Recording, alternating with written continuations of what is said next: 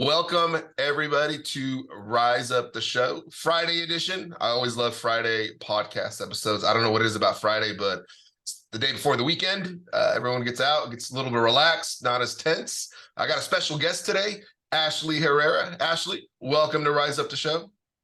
Thank you so much. I'm excited for today, and we even got some light show going on Heck yeah, we when stepped you're it up. on my I'm a side. big EDM guy, so we figured we'd step up the show today and throw some EDM laser shows in the back of this video episode. Well, how are you doing? How's Friday 10 a.m. going for you? Good. It's going good so far. I woke up to some awesome news. One of my clients that I had helped buy his first home a year ago reached out and told me he was inspired by me, by the way I helped him, and he got into the real estate business. Now he's a realtor and he's going to send me business. So that was That is cool. awesome. That talk about a full circle story, huh? That's awesome. Congratulations. Thank you. Well, let's talk about you. Let's talk first of all, I did some homework. I know you love to dance. I I think do. and you're definitely it's a passion of yours. Let's start there. What's the importance of dance in your life? So honestly, now the importance is to be able to really have some time to myself, and doing and moving my body helps obviously with health, etc. I am getting older, so my bones are, starting to hurt a little more actually. And with dance, that helps me stay in shape. And then as well, since, being an entrepreneur, there's a lot of stuff that's going through my mind all day. And whenever I get that hour of dancing, it's completely gone. I'm not thinking about anything else other than just focusing on what I'm learning, and then just having putting my whole body into it, my faces, everything into it. And it's just like dancing, and it's just really a moment, like I can say comparable to like meditation. However, I'm awake Yeah. and active. All right. Well, let me. And why is that? So you're a mom, you're a wife, you're a serial entrepreneur. So your day is stacked, and Oh yeah. I can definitely speak to that with my relationship with my girlfriend and mom of two kids, entrepreneur. So that release for you, why, for those watching, you're listening and watching, why is that important? Why is having that hour to yourself? So what does that do to you? Yeah, it is super important. I used to not think about myself. That was one of the issues that I had coming up as an entrepreneur. I'd always put others first. Of course, putting my husband, my kids, of course, yes, I still do.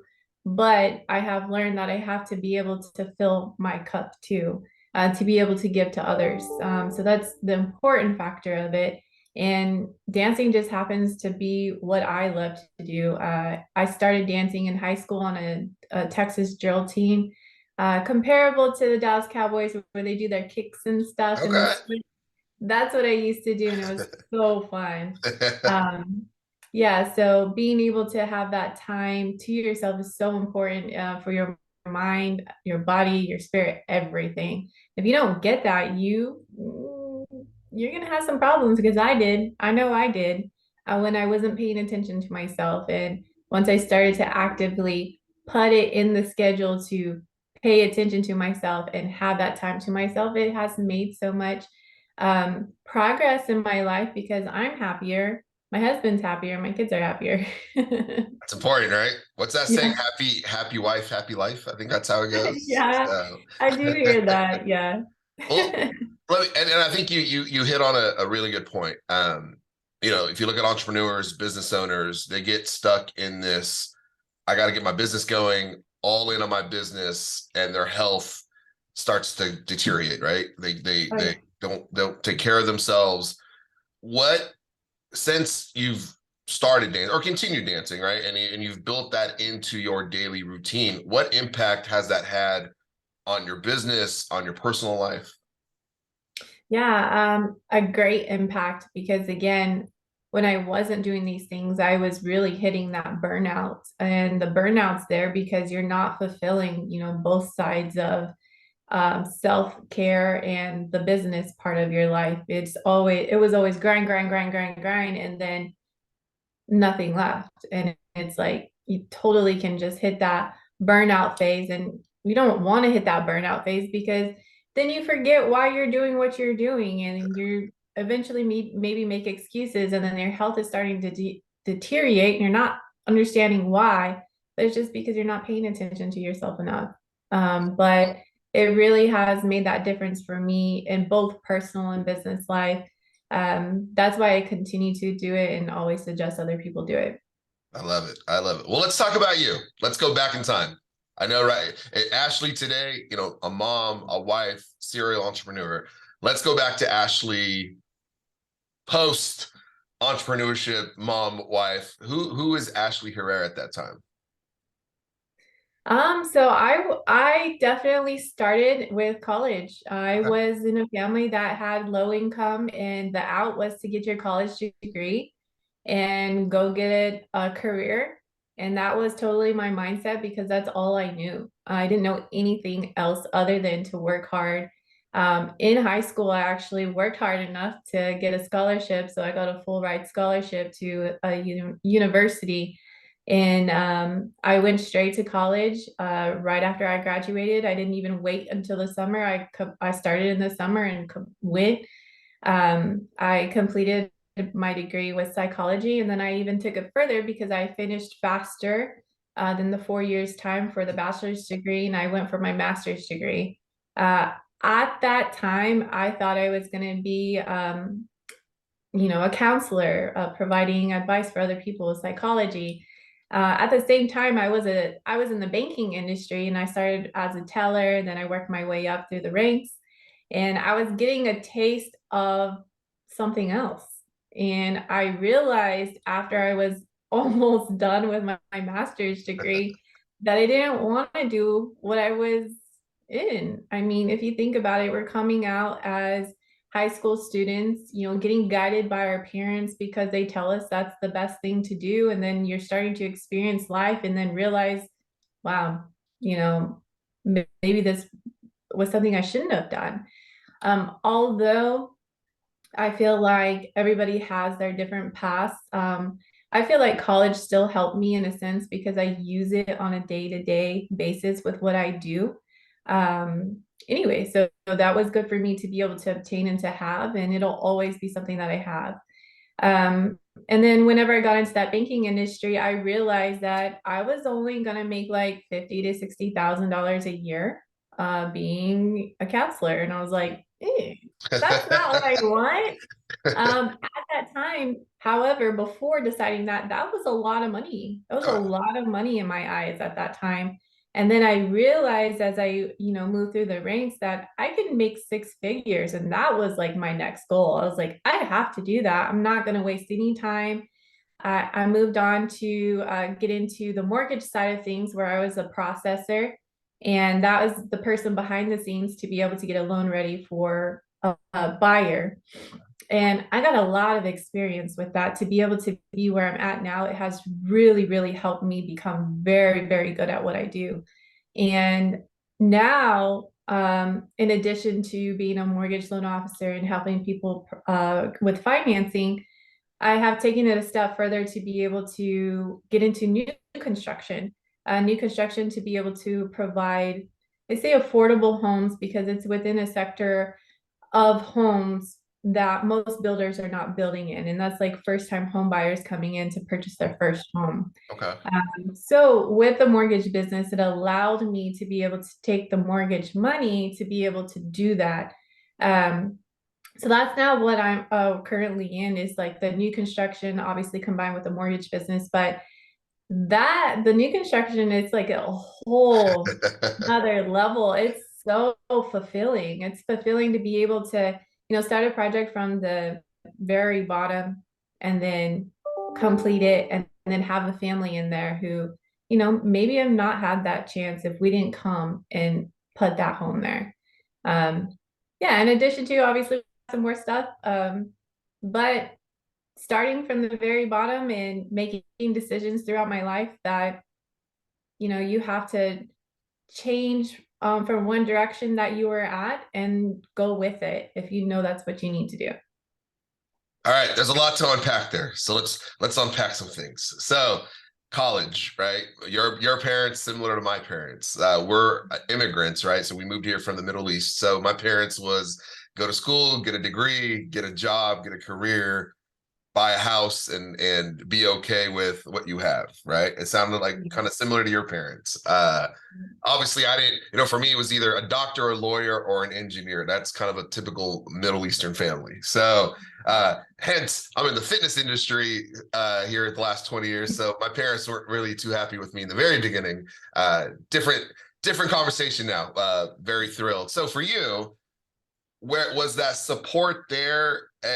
Obviously you followed the path, right? I graduated high school, went to college, got a degree, got another degree, and then I was at some point that entrepreneur itch kicked in. Yeah. What were your parents supportive in that? Because I feel like a lot of people they want their parents support, they don't get their parents support, and then that decision, whatever that dream was, gets shut down. Were your parents pretty supportive of your decision, or was this almost like a battle? You almost had to prove them right by doing what you wanted to do. So I was very lucky. During that time, my mom, she was actually in the mortgage business before the 2008 crash.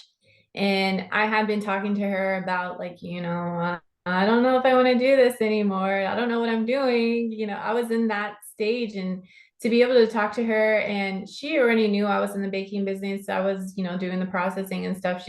She's the one who actually told me I could take it a step further and get into being a loan officer and sales part of it eventually. And when I found out that there's a possibility to make more money, because honestly, that was my drive at the beginning. It was money. I didn't want to be in a life that I was in when I was a child to, where I was. I wanted to be able to provide like an amazing life. And then obviously thinking about children and family in the future, that was something else on my mind at that point. So um, having my mom there was really a blessing because she already knew. And although I didn't know and understand it, because I was little whenever she was in that industry, Yeah. I trusted her with it. So I actually had some support with it, which was good. That's awesome. That's awesome. So you're working in the banks. You got a psychology degree. Sounds like that degree definitely has paid dividends in what you did in the bank, and definitely sounds like it pays dividends what you're doing now. But you had this dream of, I'm making 50, 60K a year. That for some, that's a lot. You want more, right? I want to make six Yeah. figures. I want to be able to provide for my family. So what's the mindset at that time for you? Well, because for some, 50, 60, I'm good. I'm comfortable. I don't want more. I'm just gonna, I'm gonna take life for what it is, and I'm gonna stay where I'm at. You wanted something more. So in your mind, walk us through. I think this is your first of your rise up moment. So walk us through what's the mindset of you for yourself going from that 50, 60 to I want to go to that six-figure mark. So I'll be honest, whenever I started actually getting into diving into the mortgage side of it, where it was separate from the banking because it is different, you get paid a little different. Starting from the very bottom as an assistant is where I ended up going, loan officer assistant. And then I opened my own processing business, and that's where everything was like pretty much 100% commission from there. I was super scared. Like even though I knew I needed to do something different and I knew I needed to take these steps to get there, I was very scared. However, I still took the step. And that's where a lot of people lack on being able to get to that next step, is actually taking the action to do it and get it done. Although I was starting from the very bottom, I knew that I would, if I started from the very bottom, I would be that much better as a loan officer when I got there.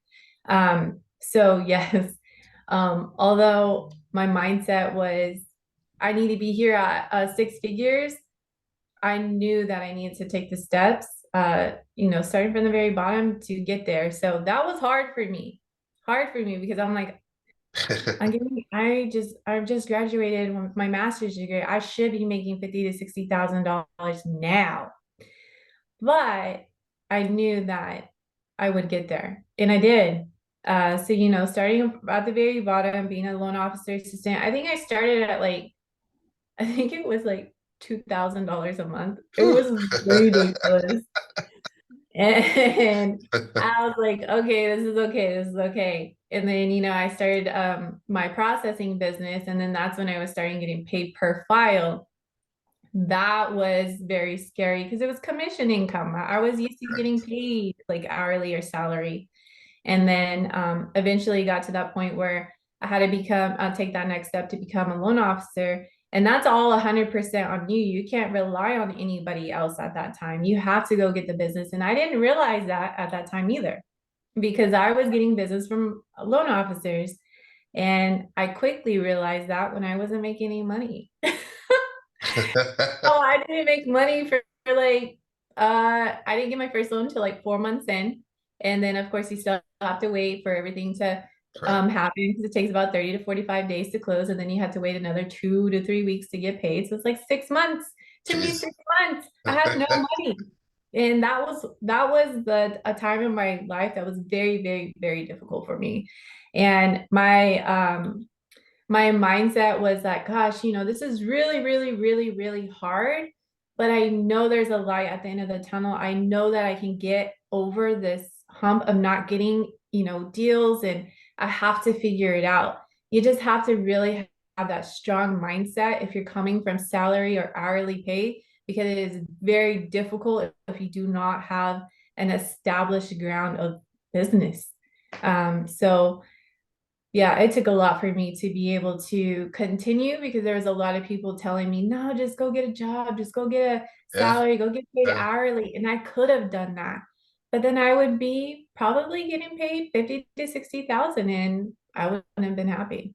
So what was that mindset for you, right? Because there's that, you mentioned it, right? There's a, and actually you wrote a chapter in a book called Building a Solid Foundation for your business. So for you, looking at it now, because what was that solid foundation that kept you going? Because like you just said, 6 months to get my first check, when I could have Yeah. just said, you know what, let me just go get a job making 50, 60K, and I have consistent income coming in, and I'm not worried about that. So for you, what was it that kept you going and allowed you to keep taking that one more, Ed Milet talks about the power of one more, that one more step the next day, another step the next day. What was that for you? Honestly, it's just really going back to my childhood. I didn't want that life. I knew that I knew from learning from the experiences that I experienced what I would not ever have for me.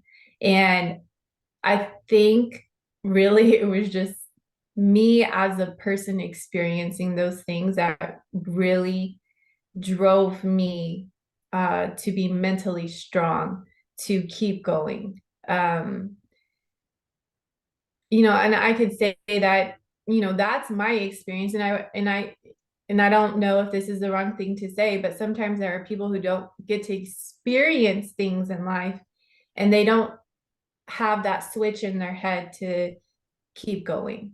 So, I kind of feel like sometimes you just have to experience some things to be able to really make the decision of not ever experiencing it again.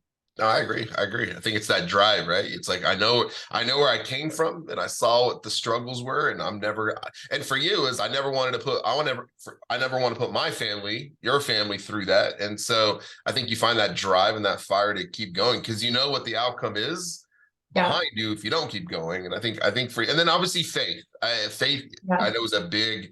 It's a core value of yours, both family and business. So let's talk about faith. How do you, that word for you, what does that word mean to you, and how do we incorporate it, or you incorporate it in family, in business?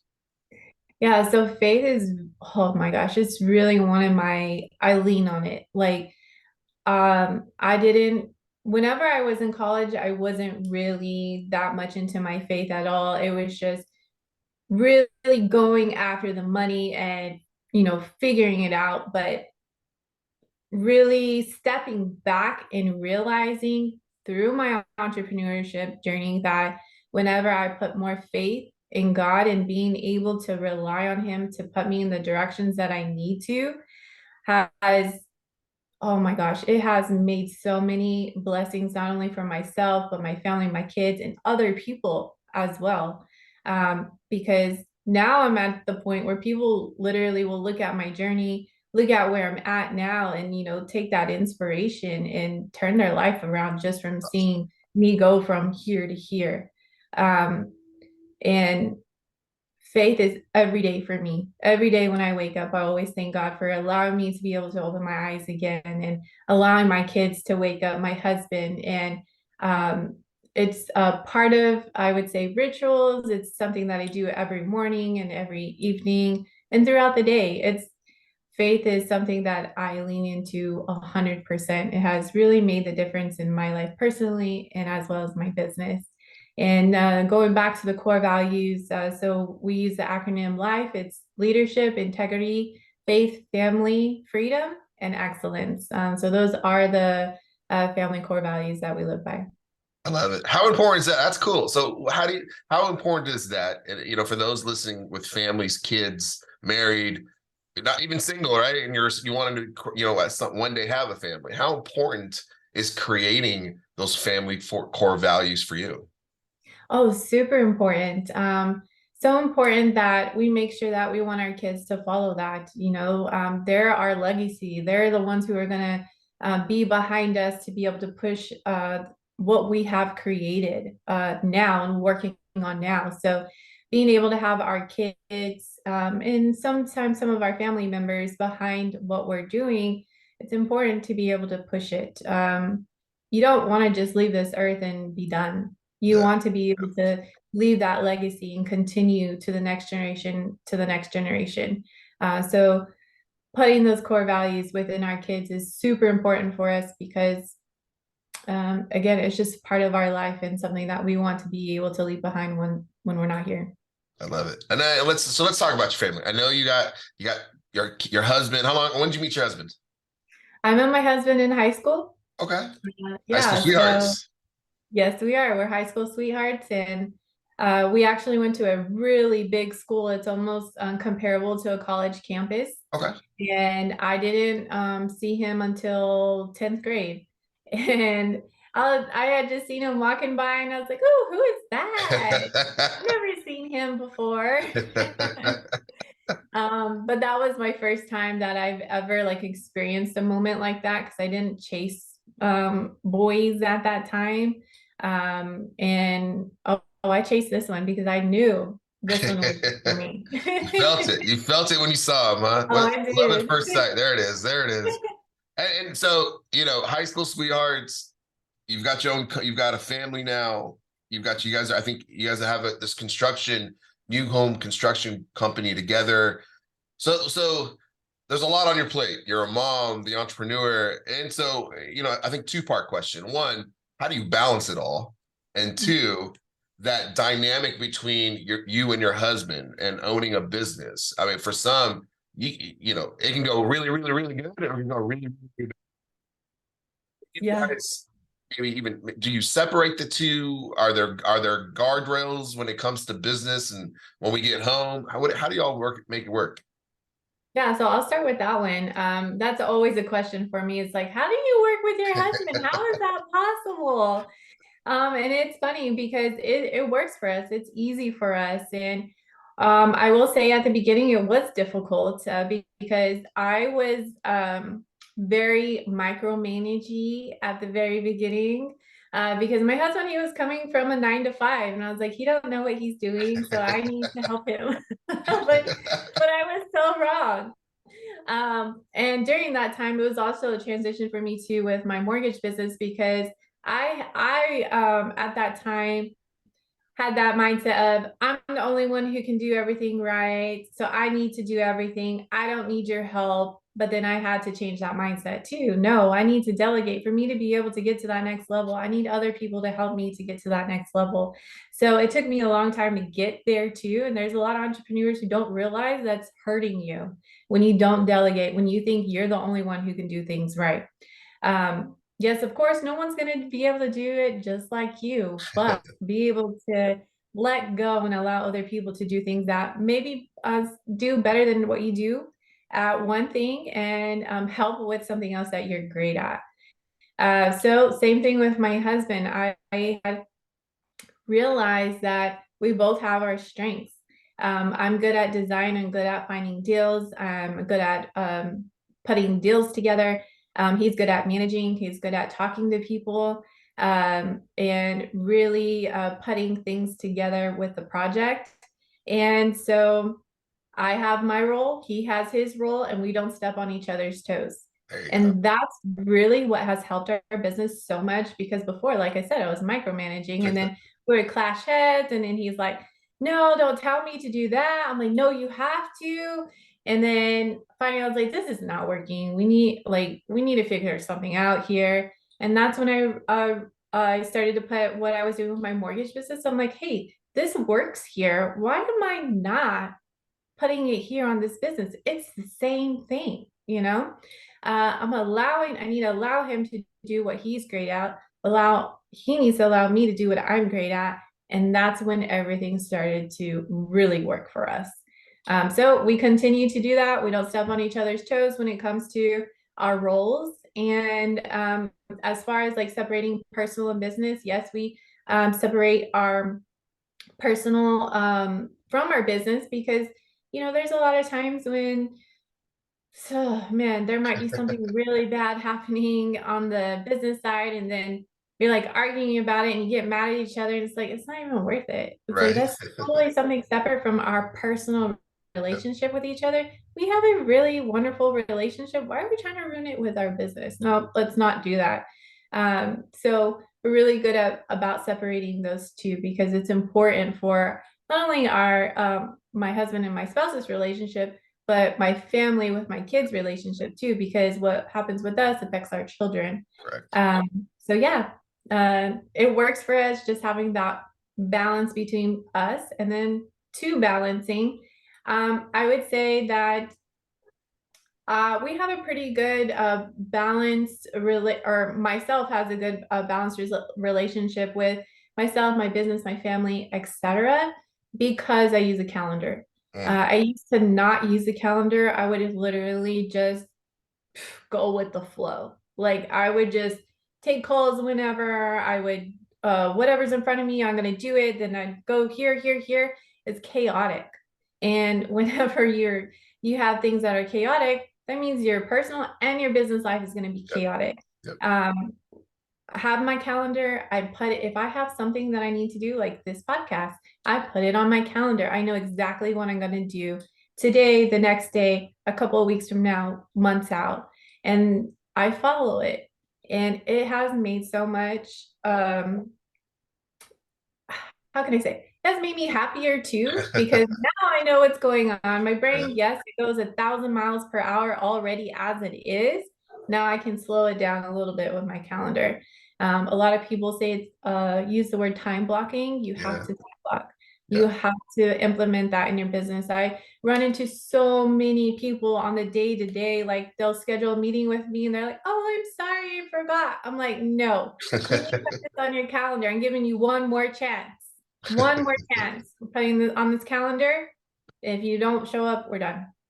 Yeah, it's important. My time It is important, is. It is. right? It is. Absolutely. And I think you hit it on the head, right? I time block, right? I know, I got my kids during this time. I got time with my husband this time, my calls, my Zoom calls, my meetings. And I think I find when I do it, so with the five gyms I run, if I'm not time blocking, my day is chaos, right? Yeah. I'm reacting to my day. And then before I know it, I'm at the end of the day, and I'm sure you've experienced it too. You're like, well, what'd I get done today? Like I had all this stuff to do and I felt like I got nothing done. And so I think you hit it on the head. I think time blocking, getting it on your calendar, scheduling it so it gets done. I think I want to go back to the relationship between you and your husband. What's your husband's name, by the way? Paul. Paul. Mhm. All right, you and Paul. So what was that process when you said, you know what, the way we're currently doing it is not working. We've got to figure out something. What was that in that gap in between the figuring out? What was that process for you guys? Was it, let's sit down, what are you good at? What am I good at? Or what did that process look like? Yeah, it was definitely definitely a sit down. We had to have a sit down. I was like, no, no, no. We need to sit down. We need to figure this out because if we don't figure this out, we can't do this. Like we have this amazing mission behind it, but if we can't work together, then we're not going to be able to fulfill it. So I wrote down what I'm good at, and I wrote down what he was good at, and I was like, "Is this what you're good at?" Because I need him to believe too, right? So Yeah. then he added a couple more things. I was like, "Oh, I didn't realize, Hmm. yeah, you are good at that." Because again, at that time, I was struggling. I was struggling with micromanaging. um, so yes, just putting it down on paper, seeing what it is that I'm doing, seeing what it is that he's doing, and then really creating an SOP. So that's another thing that I see that there's a lot of entrepreneurs who are totally missing that. Yeah. They're missing that foundation of the business, and that's creating those operating or standard operating procedures. If you do not have those, what are you following? Yeah. What is the next step that you need to do? It's all here. If it's not written down, if it's not on paper and you hire somebody, what are you going to do? Right. Yeah, so how are they going to read your mind? They cannot. Nope. So same same instance here. I think so. You segue right into my next question, onboarding, right? Because I know I meant on this episode I listened to one of your other podcasts. You talked about the onboarding process and why we need an onboarding process and just a system for you. And you said it when I'm bringing somebody on. I'm sure at this point you've got a team now, right? And so when you're bringing on people, why that onboarding process? Why is that so important as you start to grow your business? And you said it starting earlier, right? Those SOPs that eventually turn into an onboarding process. Why is that so important? It's important because let's just think about maybe a time that you or your friend started a job, or even your spouse started a job, and then they come home and it's like, oh, how was your day? Oh, yeah, it was good, good. We had, I had my good first day. And oh, what'd you do? What did y'all do today? And and then maybe you can get a response that, oh, well, we didn't really do anything. I filled out some paper, and then they just put me on. I'm just gonna use a teller. They just put me on the computer and just told me to go ahead and start doing the work. And I'm like, okay. Or you can get a response of, oh, well, today we got on the computer and then we went through different modules. We went through step by step of what I have to do to be able to be a teller. So you can have this response or this response, and which one's going to be better for you. Yeah.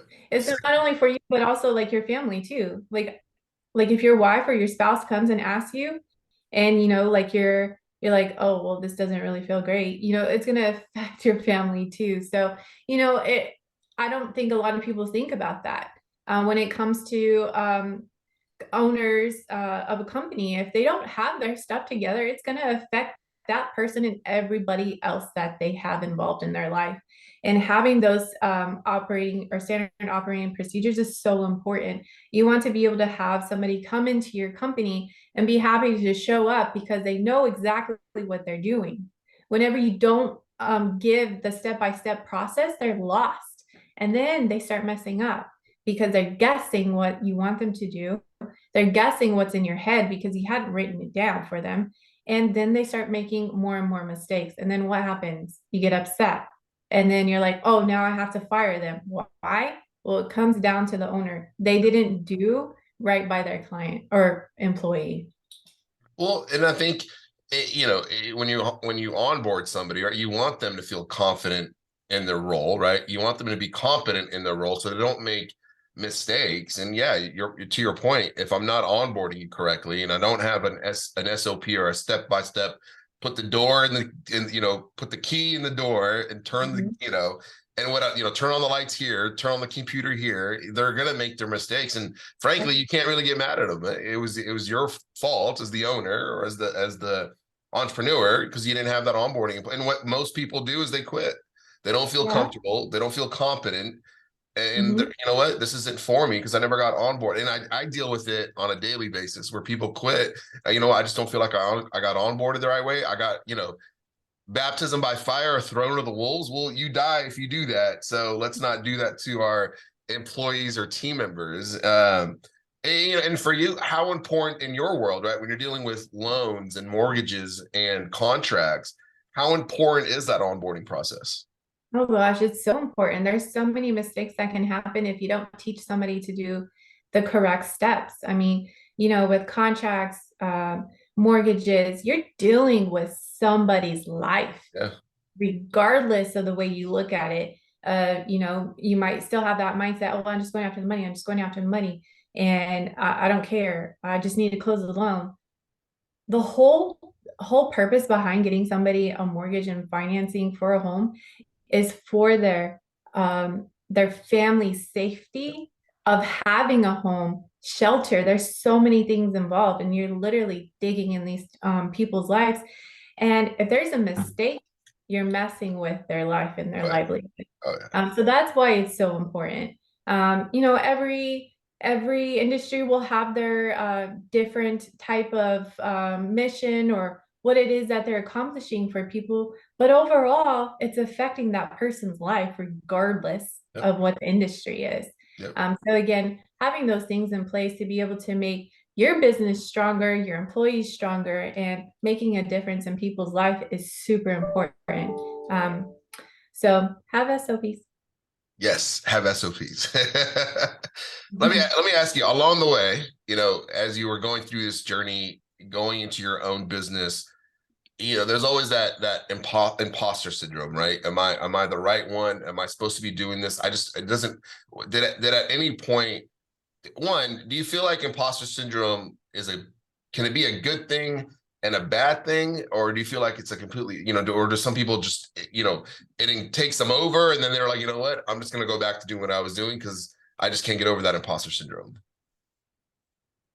Yeah, imposter syndrome, I deal with it daily. It's like that's something that does not go away for me. Exactly. And it's because I always strive for the next level. It's never enough. And that next level is going to be able to help me be able to help other people. And that's the driving force for me now. Not only, my family and leaving that legacy, but to be able to do that, the ultimate goal is to be able to help other people strive. So super, super important. I totally lost train of thought because I was just thinking about my family and It's helping all other right. people. It's more so, I think you hit it on the head. It's an everyday, you're always, because you're always, you grow to new levels, but that imposter syndrome, it's always going to follow you because every time Yeah. there's that growth, well, it's challenging you, right? It's a new person. I'm growing into another role. Am I the right person? Should I be doing this? How do you, when that imposter syndrome creeps in, are there things you do to battle that? Like, how do you overcome it, or what do you do to not buy into that imposter syndrome? Yeah, so that question, like, why me? Like, why was I chosen to do that? And that really takes me to something kind of recent. And I've been doing it for about a year now, and that's a TV host for Financing the American Dream. That was like, whoa, That's a no whole other way. level. Yeah. And it's funny how the story started like at the end of 2 years ago. So because we're already in the third 2023. I was like, I need to find a way to get on TV, how am I going to do that? And then all of a sudden it just appeared in front of me. And I'm like, whoa, I just literally thought about it in my mind and it's literally right here in front of my face. But can I really do this? Is this a real thing? And again, taking that action to find out. Yeah. I took those steps. I had to put in an application. I had to be interviewed. I had to see if I was the right person. But I believed in myself anyways, because I was like, no, like I know that, this is kind of crazy to even think that I could even possibly do this. But deep down, I know, right? I know I am that person. And I became that person. Now I'm a TV host for a national TV show. That's awesome. So yeah, it's just really believing in yourself. And then it goes back to like rituals that I have in the morning. I do my I ams. Like I do say like I am amazing, I am beautiful, I am successful, I'm confident, I am powerful. I say those things every day. Like I have been doing that for years. And whenever I wasn't doing it, I had some low self-esteem. It took me a long time. Oh Took yeah. me a long time to really believe in myself as well, because I was like, am I really that person? Can I really do those things? Coming from a low income family, thinking 50 to 60,000 dollars was a lot. There's people who still think that that's a lot of money, but I was like, no, that's not where I want to be either. I need to be in six figures. And then when I hit my six figures, oh no, no, no, no, no. That's not where I want to be either. It just keeps on going. Oh It yeah. never, Oh yeah. You see, I mean, I think it's a testament to your faith, one. I think and the belief in yourself. And I think you hit it, you mentioned it, right? As I grew and that belief in myself and in my affirmations, my I ams, and then taking that first step. Well, I mean, that's how you get confident, right? The more yeah, you first steps you take, the TV show, right? That's a big first step. But yeah, I guarantee you, after the first couple episodes, your confidence was through the roof, right? You got a different swag when you're walking around now because it's like, look, I can do this. oh yeah, And then that's contagious, right? Your family feels it, your husband, your kids, all yeah. those around you. And then that, raises other people up where, you know what, other people find belief in themselves through your self-belief. Yeah. And that's something that I have realized more and more now than ever. Because now people come and tell me, they're like, wow, I've seen like where you started and what you're doing now. And like you have it together, you have it all figured out, like you do all these things, and like how do you do it? And then I just tell the truth. Like, although it may look easy, it was not Oh easy. yeah. Oh It yeah. was a lot of believing, faith, and action. There you go. Belief, faith, and action. I like it. I feel like it needs to be a t-shirt. Belief, faith, and action. There we go. Well, let's talk mortgage. I'm not, I'm in the fitness space. I'm not in the mortgage space. And so kind of update us on what is the real estate, Texas. I've lived in Texas for 4 years. So I'm from California. And so I know the last couple years, Texas has been going bananas in the real estate market. So what update us 2023? What's going on in your world? The mortgage interest rates, what's going on there now? Yeah, so the mortgage business, we are back in the time where buyers are starting to come out more than they were last year. Okay. A lot of buyers were on the standstill because they were worried of rates.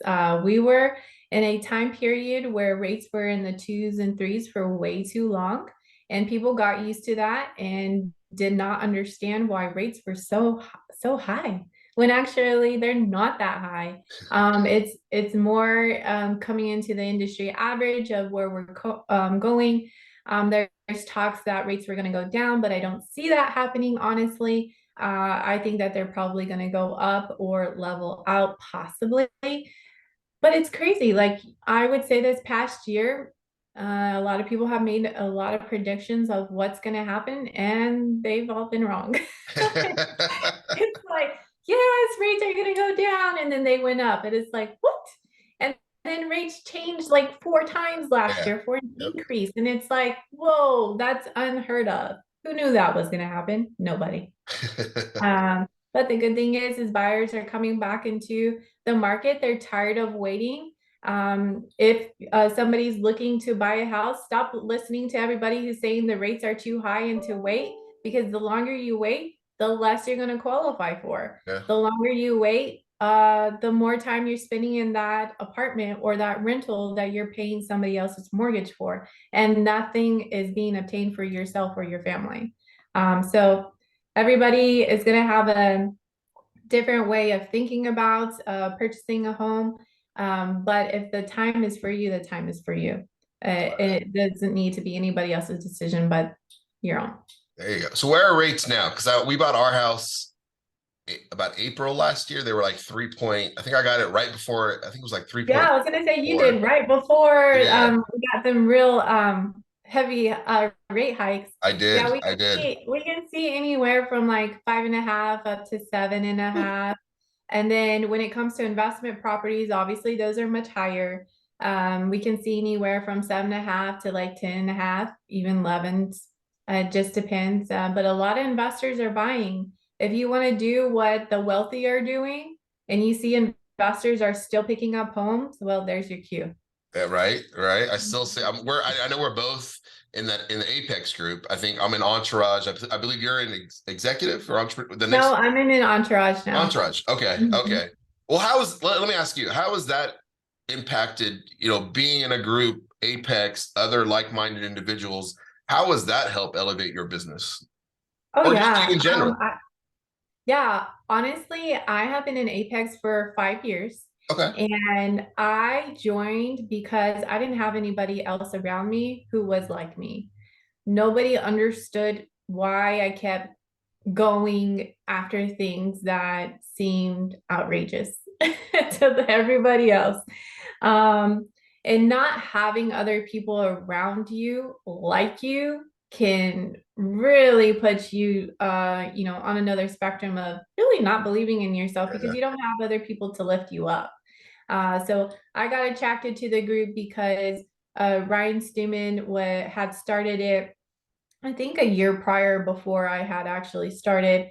And he was talking about sales and how you do different things to be able to get sales. And at that time, I was like, I need more sales. So this would be good. And there's other entrepreneurs in here. I need other people like me. And whenever I joined, I found those people. I know you can relate to this too, that the Apex, there's so many different industries, Oh yeah. but we all have almost the same story. All of us have so much in common. It is crazy. Oh You would think that, there's people that say, oh, this happened to me. I'm the only one. No, you're not the only one. When you're able to relate with other people who are like you, it is crazy the amount of things that you have in common. And with Apex, it has really gotten me to that next level. Not only the relationships with people, because that again has made me happier because I'm around other people who get me. They just Right. get and but also business as well. I've been able to make connections and relationships with people in Apex who have introduced me to other people that they know, maybe within or with outside of Apex, and it has really helped myself personally. Um, with my marriage whenever I was first starting as well, because that was one thing that I was struggling with too. Yeah. Because my husband was not on the same mindset as me. He was on the 9 to 5, retire at 50 and then enjoy your life. And I was like, no. So it helped with that. And then, of course, a lot of the things that we learn in Apex has really trickled over to my life in whole. I know you can tell from the things that I say and do relate to what Apex has Oh yeah. taught me. Oh yeah. And I think, and it's proximity, right? You Yeah. originally before Apex, you're like, man, I feel like I'm on an island. Are there others like me? And you start Yeah. wandering. You're like, well, you know what? There is. You just have to get in the right proximity. And I think that was Yes. Drewby and I talked for a couple years before I made that commitment. My girlfriend's a part of Apex, so I definitely agree with you, man. You don't. There's others like you. You just got to be in the right proximity to find them. So I agree. I Yep. agree. Well, let me ask you, and we'll wrap up with this. Is for you. We talked about your journey. We talked about where you started, the in between where you are today. And the one question I ask is for you, what were some of those rise up moments, right? What were those moments where you're like, you know what? I got two directions I can go. And if I go this way, the 9 to 5, 50 to 60K, I'm good. And if I go this way, I will stay on the path I am today. What was that rise up moment for you? You said, you know what? I'm going to go this way and stay on the path that I'm at today. So at the very beginning, it was whenever I was graduating with my master's degree. It was that moment. Okay. Literally, that moment was my trajectory of going this way. Okay. Okay. And what was it about that Um, moment? What was it in that? You're like, you know what? I'm going a different direction. again, it was the money. It was the money part at that time. And then as I grew, that wasn't on my mind anymore. It was finding ways to be able to help people. and using my knowledge and my abilities to be able to help. But yes, initially that was it for me. And then I would say my next one was whenever I had figured out a way to be able to help my husband get out of his 9 to 5 and get him into building homes with me. That's awesome. Good for you. I love it. And now the new homes, right? I think that sound, I mean, when you talk about it, man, you can see your face light up. And it definitely puts a smile on your face. And I think there's your, your legacy, your significance, right? Success and significance. I think for you, those new construction homes, does that helps first time buyers get into affordable homes, right? Does that kind of, Yeah. okay. Okay. And Yeah. how long you guys have been doing that? This is going to be our third full year Okay. that we've been doing that. And we've completed 12 homes. That's awesome. So 12 homes, 12 families have bought those homes. Yeah. How's that make you feel? Oh, it makes me feel really good. That's awesome. Yeah. Good for you. Good for you. Well, Ashley, where can people get a hold of you if they want to find about mortgage, maybe reach out to you about getting into their first home? Where can we send people to? You can go to my business page. It's ashleyherrera.phonesites.com. That has everything Ashley on it. I love it. I love it. Ashley Herrera at phonesites.com. We'll link it up. Ashley, thank you again for coming on Rise Up to Show.